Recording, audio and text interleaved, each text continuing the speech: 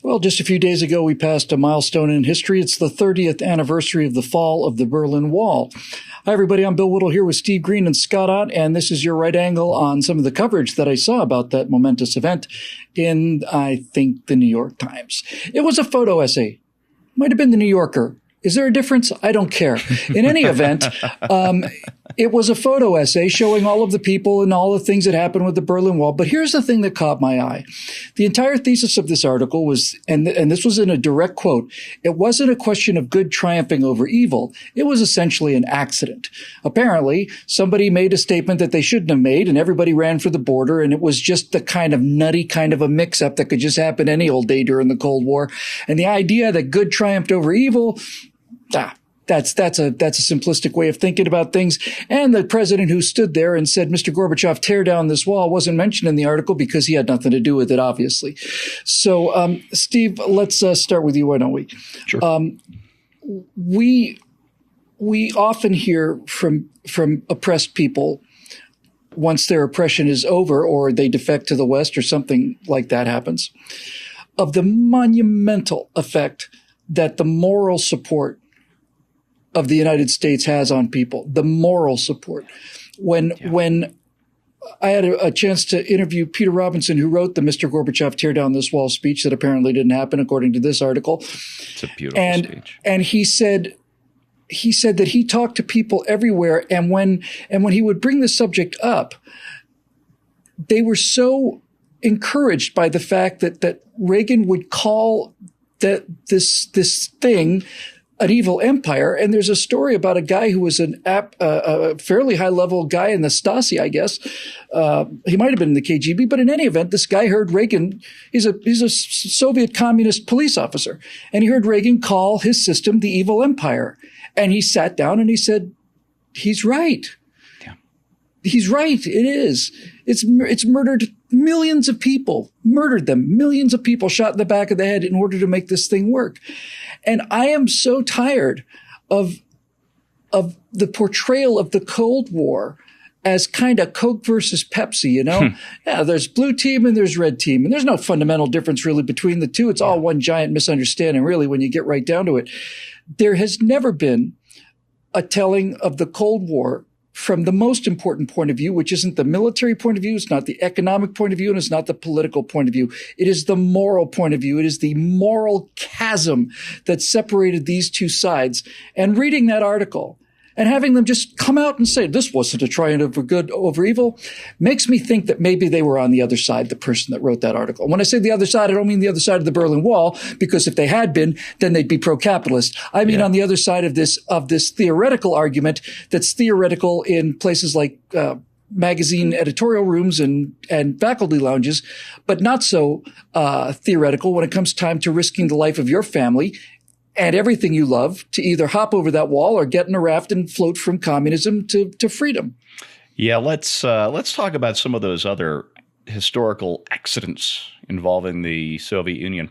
I guess it was an accident that Lenin founded the secret police and gave them orders just to shoot people at random in order to instill terror in the population. I guess it was an accident when Stalin sealed off the borders of the Ukrainian Soviet Socialist Republic and had his Czechs steal grain at gunpoint from the farmers who grew it in order to starve them into submission. And the resulting accident was that somewhere between 4 and 7 million Ukrainians starved to death on Stalin's orders.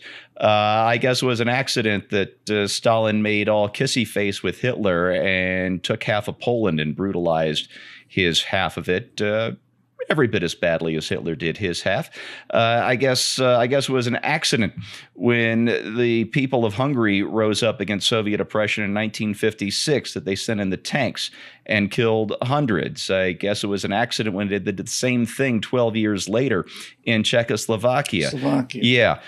This is an awful lot of accidents, like when, we put martial law in Poland when they had a workers' union who decided to actually behave like a workers' union and stand up to bullies. These These are a lot of accidents, Bill. The wall, I suppose, just sort of materialized in 1961. We don't know how it got there. We don't know how it separated families. And it was an accident that the guards and the guard towers around it had shoot to kill orders for anyone trying to climb that wall. These are all historical accidents, Bill. There are no good guys. There's no bad guys. Well, except for us. I would have imagined, I'd like to do a follow-up with you real quick, Sure. Steve, because you obviously know your history. I would imagine that somewhere in an article talking about the fall of the Berlin Wall, some objective reporting might have said that this wall was put in place by a government not to keep other people out, but to keep their own people in. In other words, the problem that was facing the communists was that their own people were willing to risk their lives and in many cases give their lives to go to the enemy camp.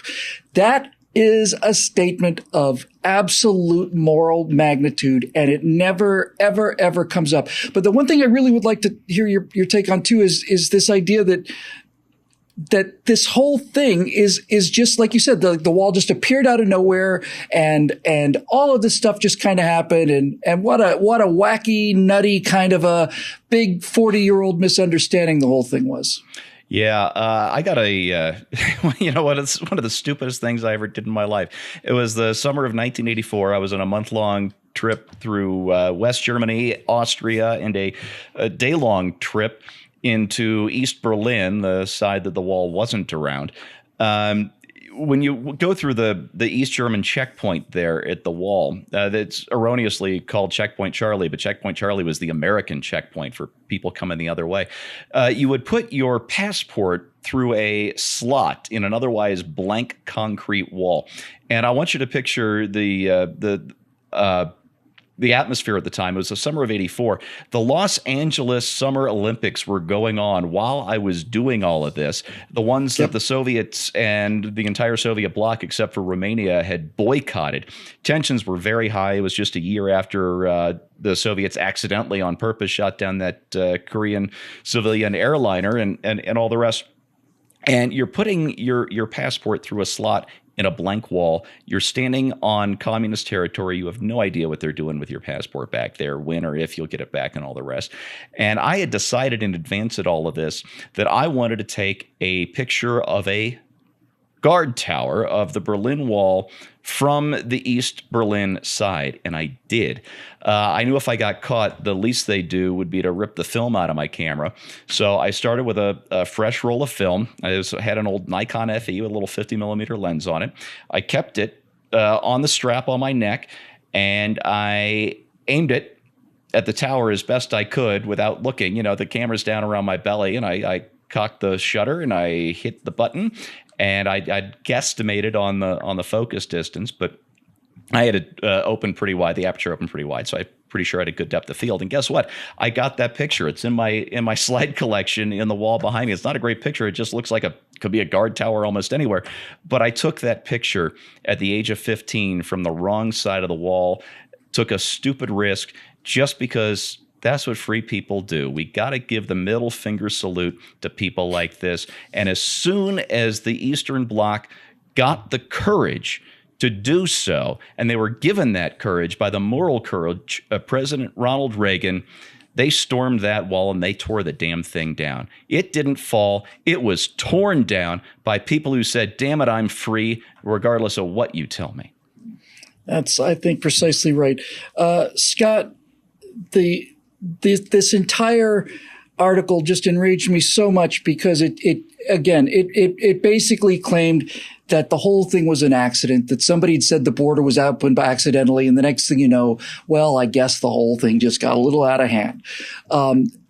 I don't know if Steve had this experience. I suspect he has, but I have talked to people who have spent some time in East Berlin, and they say that when you go from West Berlin to East Berlin, it's like the opening of The Wizard of Oz in reverse. You go from a world of color. That's exactly it. And you open a door and you walk into a world that is literally gray. There are gray people in gray clothes. There's no advertising. There's no sign. There's no color. It's just simply gray.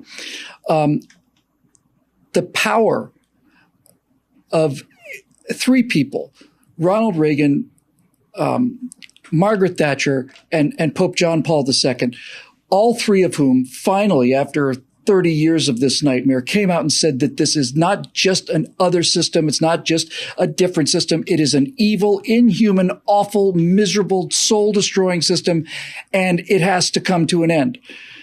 Reagan apparently said, here's my plan for the Cold War when he was inaugurated. Right when he got in, he said, want to know what I got in mind? We win, they lose. How about that? This kind of moral clarity is what it took to put an end to this nightmare. And I know that the left doesn't talk about this because their side lost, but nevertheless, there is an enormous difference between the east and western side of that wall, a big enough difference so that people would risk their lives to get over it. And it's certainly a big enough difference so that 30 years ago, people would tear it apart with their bloody bare hands and just rip shreds of concrete and rebar out of this hateful, awful, awful symbol of the difference in two different ways of living.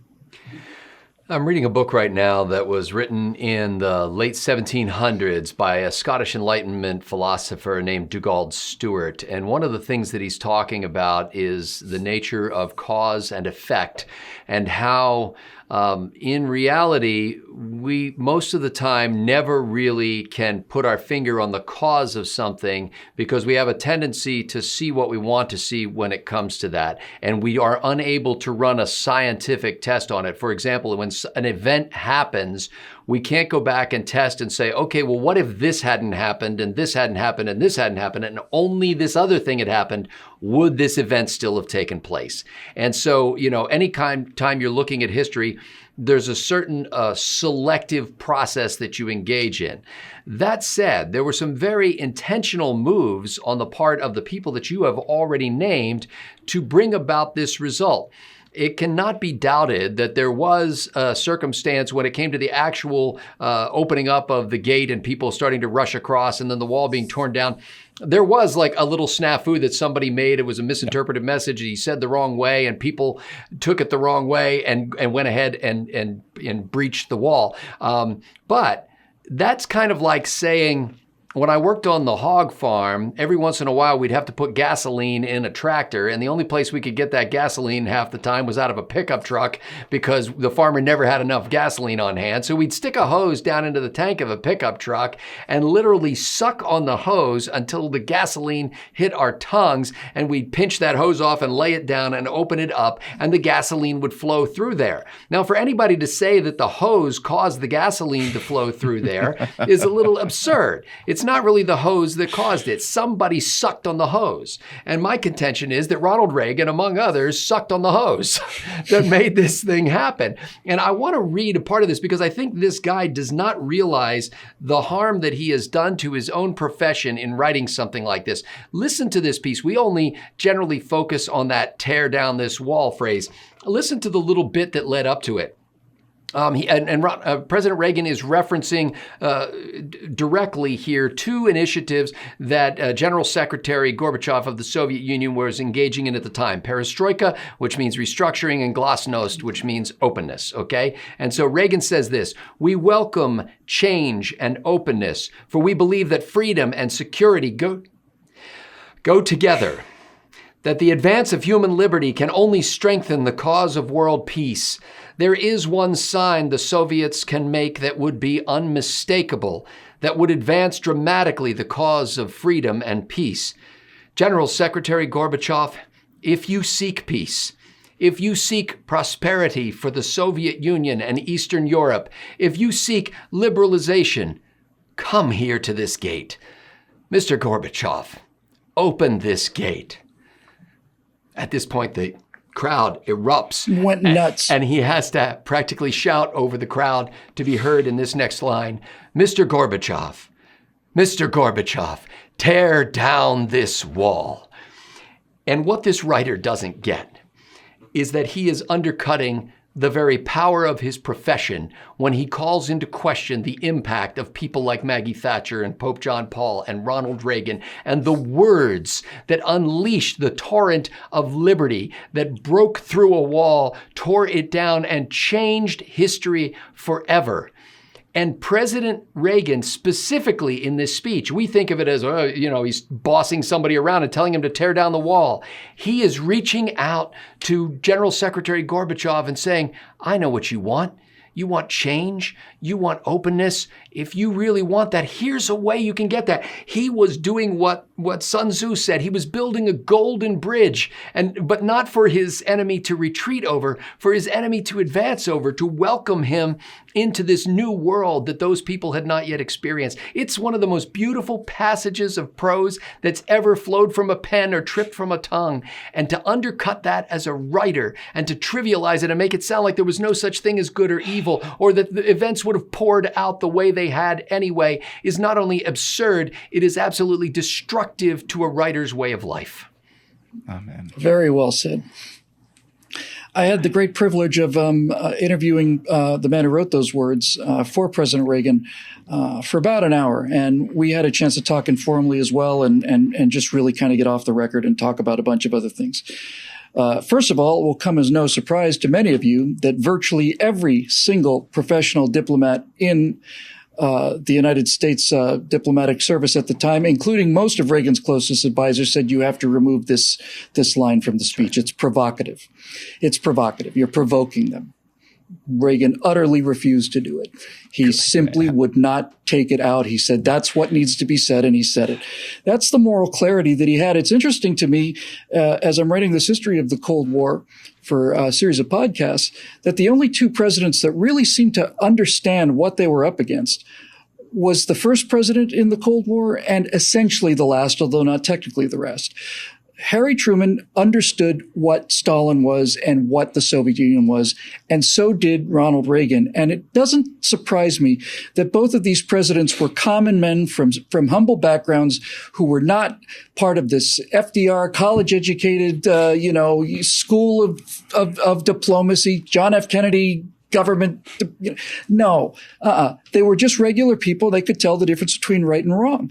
And the other thing that Peter told me about was he said that just prior to putting the speech together, he had a chance to talk to Berliners and ask them, is this wall really a big part of your consciousness? Or is it in fact just simply a part of the city that you don't really give much thought to, like so many people on the left are saying? And they looked at him in amazement. They said, we have relatives. I have a sister who lives 200 yards away from me. I haven't seen her in 30 years because that system won't let her out. And he wrote those words, and Reagan delivered those words. It was Peter Robinson's words, but it was Reagan's spirit. It was Reagan's decision, and it was Reagan's order. Write me a speech that says this. To eliminate all of this is to become complicit in the murder of millions and millions of people. To pretend that this was Coke versus Pepsi, essentially two rival countries that are more or less the same, is to be complicit in the murder of millions of people. Joseph Stalin on one day signed 3,162 death warrants. Dwight D. Eisenhower on one day got so frustrated playing golf that he threw a club at one of his aides. Now, if you can't see a difference between these two extremes of temper, in between these two leaders and these two systems, then there's something very, very, very wrong with you. Very wrong with you. This is not a question of a coincidence. It's not a question of switches or miscommunications. It is without question the clearest example of good triumphing over evil that I have seen in my lifetime and that I ever expect to see in my lifetime, or that I think anybody can expect to see in their lifetimes. It was absolutely that. And it was through the moral courage of Reagan and Thatcher and Pope John Paul II to finally, after 30 years, stop playing this game, that this is a simple conflict between equal sides who are more or less on the same moral level. It wasn't. It never had been. It never was. And when Reagan finally said that this is wrong and it's evil and it has to stop in the name of humanity, that was not just the end of the Berlin Wall. That was the end of the people that put up the Berlin Wall and the people that maintained the Berlin Wall. And it was the end of the people that shot people trying to get over the Berlin Wall. It was the end of all of them. Many of them went on to become happy citizens of the West and learn what life was all about. Some of them, never really losing their ideological bent, went on to become writers at various newspapers headquartered in New York City. For Steve Green and Scott Ott, I'm Bill Whittle. Thanks very much for joining us. We'll see you next week right here on Right Angle.